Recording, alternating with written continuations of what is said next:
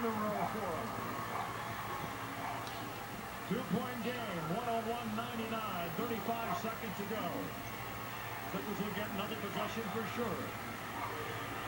They need one stop and one score. Fans yelling for defense in Las Vegas. Carter. A two-pointer. What a big move. Well, they have made two big baskets. A three by Gallinari, a two by Carter with 16 seconds to go. Clippers will take time. They're down by 4. Of course, it's not a better 4-point play scorer in the league than Crawford. He only has 34 of them in his career. Series 34. That's by far the most in the NBA. Like NBA history, yes. Speaking of threes with a foul for an and run, but there just a great dish by Lawson. And the old, venerable Anthony Carter, 37. He was an undrafted 23-year-old coming out of the University of Hawaii that somehow made an NBA team. And he says, I'm not ready to give it up yet. One day I'm going to be a coach, but I'm not ready to coach yet. Great story about Carter as he was in Miami back when 2003.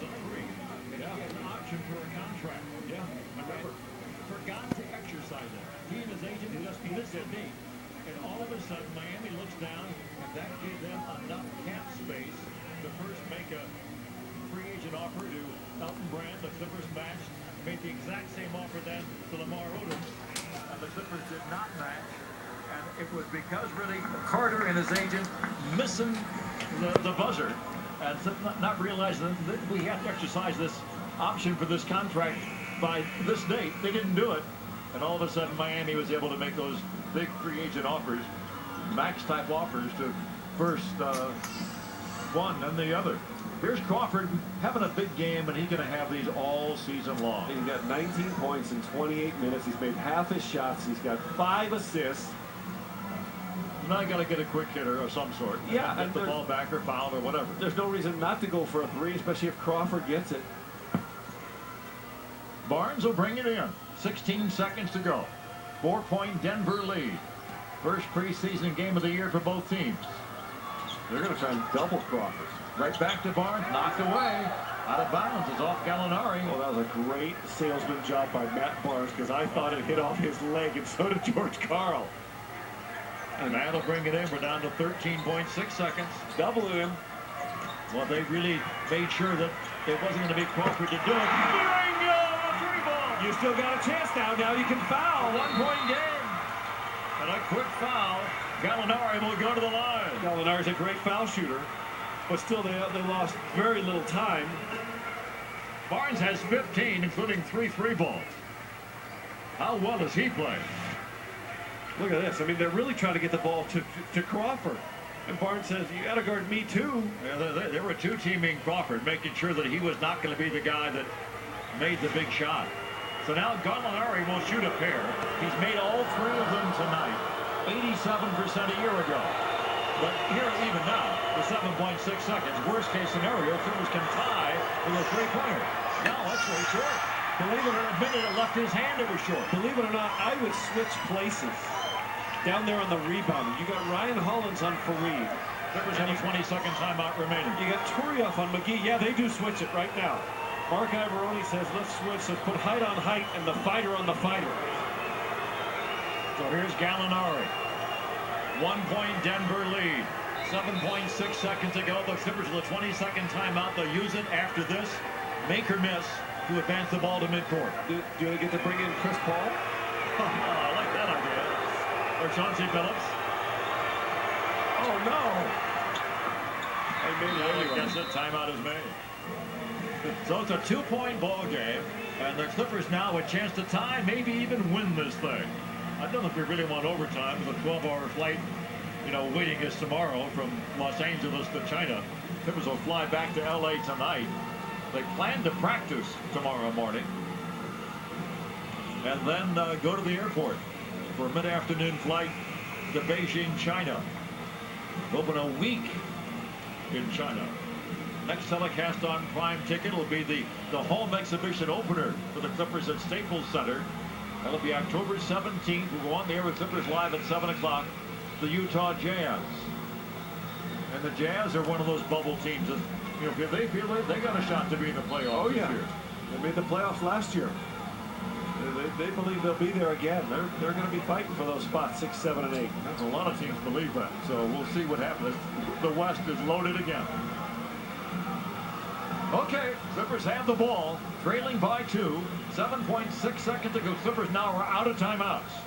Now, believe it or not, Crawford has not made a 3 in this ballgame, but he's your best threat. Denver is out of fouls. Barnes has made 3 of them. I've got to believe they're coming in at Jamal and let him go one-on-one. Let's sit back and watch.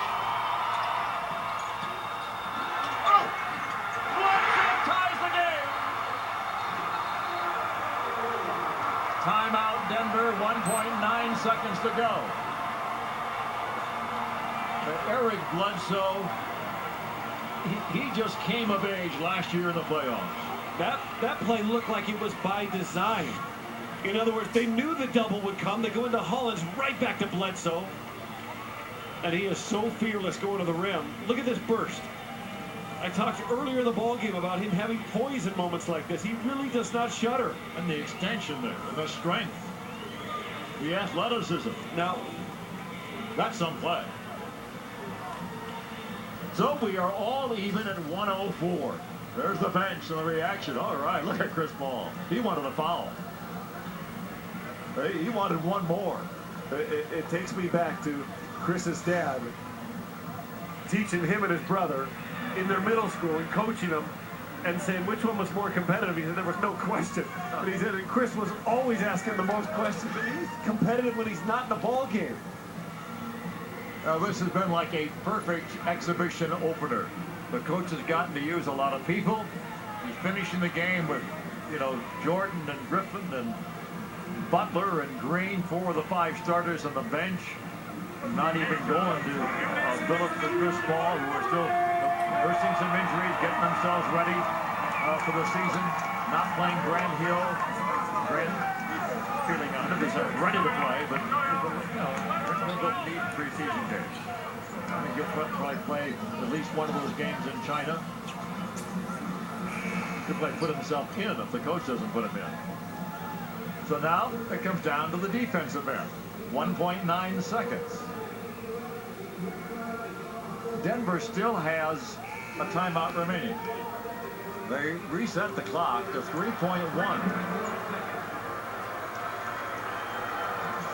So the scoreboard shows 1.09. So 3.1 is the official.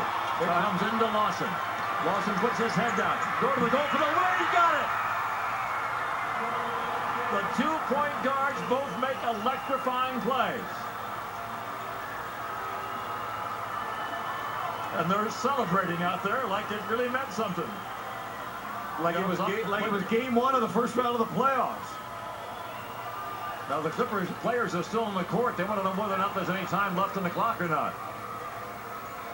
Referees are meeting at midcourt. I looked up as soon as that ball went through. It looked like it was at 0. Well, the Clipper bench, all they could see, it definitely counts. Yeah. And look at the clock goes to 0. But all they could see was the scoreboard here, which showed 1.9. Well, let's check out Michael Lees. Clear this up, Michael. Well, guys, when that play started, it was 3.1 on the clock above the basket. It was 1.9 on the scoreboard and the screen. A lot of the guys were looking at that time. When play started, the 1.9 screen never moved. It stayed at 1.9, but the clock above the basket did tick down to 0 when the ball went in. And you know why that's important? When Lawson got the ball, there were a lot of Clipper players who thought there wasn't enough time to drive to the hoop. But Lawson saw the 3.1 on the scoreboard, not on the scoreboard, but on the 24-second clock, which was the official. And he knew he had time to get to the hoop. But it was terribly confusing because you had mixed messages depending upon what clock you were looking at. One of them showing 1.9, one showing 3.1. The referees are going to do a review here. But you can see the 3.1 in the left corner. And there's no question the ball will leave his hand in time. Oh, yeah. I mean, he was fully aware that he had 3.1 rather than 1.9. Now look at the Clipper bench. Right when this happens, they're all going to look up at the one scoreboard which is up above to the far, like almost in back of your camera. And they're like, hey, the clock never started. And that clock still shows 1.9 seconds. But we just got official word, game over, basket good. And the final score is the Denver Nuggets get a win, 106-104, as these 2 point guards, Bledsoe first, and then Lawson, make electrifying plays to decide the final score of this ball game. I think it's a preview of a great matchup in the regular season and possibly in the playoffs. Clippers played well, shot well, only 9 turnovers in the second half, and of course the great performances from the likes of Crawford and Bledsoe. I'm glad it wasn't overtime. Once again, the final score from Mandalay Bay in Las Vegas.